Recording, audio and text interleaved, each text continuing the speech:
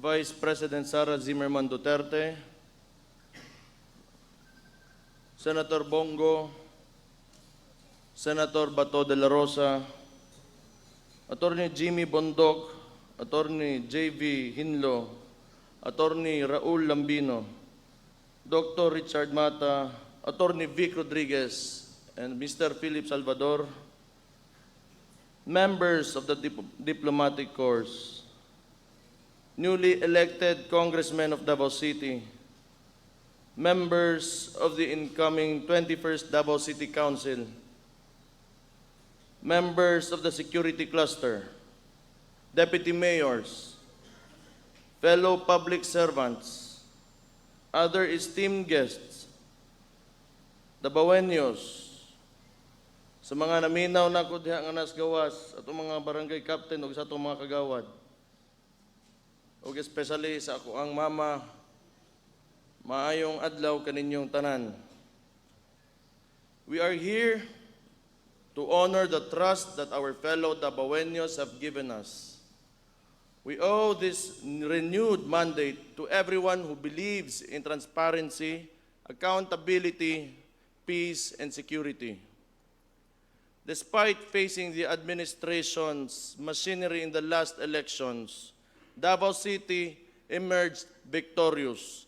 Money did not win, principles did.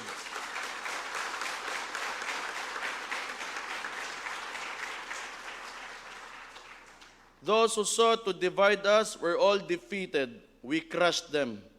This resounding victory was not only felt in Davao City, but also echoed in key areas across Visayas and Luzon. For that, we are forever grateful. Now we turn our focus to the work ahead. The past 3 years have been remarkable for Davao City. We thank our barangay officials, our safety and security cluster, the entire workforce of the city government, and our hardworking, disiplinadong Dabaweños. We have come this far because of all of you. The city's income continues to grow from 5.1 billion pesos in 2022 to 5.9 billion pesos in 2024. Our gross domestic product has significantly increased from 495 billion in 2022 to 532 billion in 2023, reflecting the strength of our local products and economy. Our tourism industry continues to bounce back. We reached over 1.8 million tourist arrivals in 2024, more than double the 897,406 recorded in 2022. Most notably, more than 263 billion pesos worth of investments were made in Davao City in 2024 alone, 10 billion more than in 2022. The number of registered welfare of the people first. Think of our children's future. Work to leave them a city that is rich, just, and sustainable. To my fellow public servants, never forget the will of the people that brought us here. We must always listen to our constituents. We need to be even more proactive, and we must address community concerns swiftly and sensibly.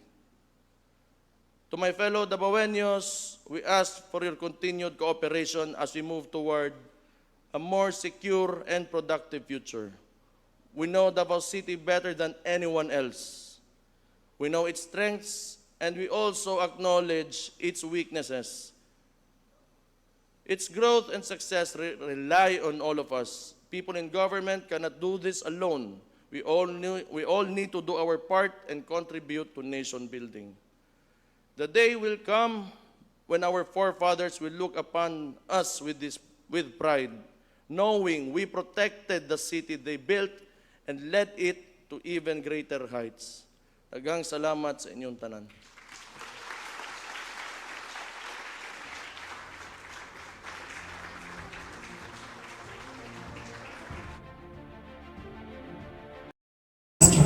Thank you.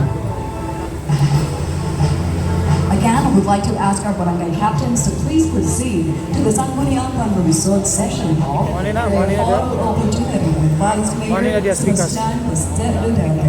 The order of the photo session with barangay captains will be by political districts. Maraming salamat.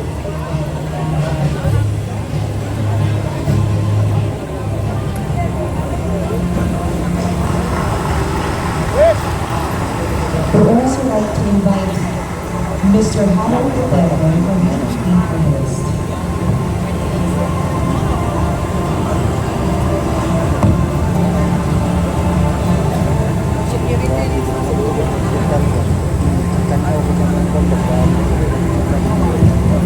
We'd like to ask our now thank you. Again, we'd like to ask our captains to please proceed to the Sangguniang Pango Resort Now Session you're Hall, calling on where all opportunity with Vice Morning na, Mayor Diaz Ricas. Sebastian Bastet Duterte. The order of the photo session with barangay captains So ito will na be yung by mga kapitan political sa district. Davao City, ano na yung lugaran? Maraming salamat. Yes sir. Duterte.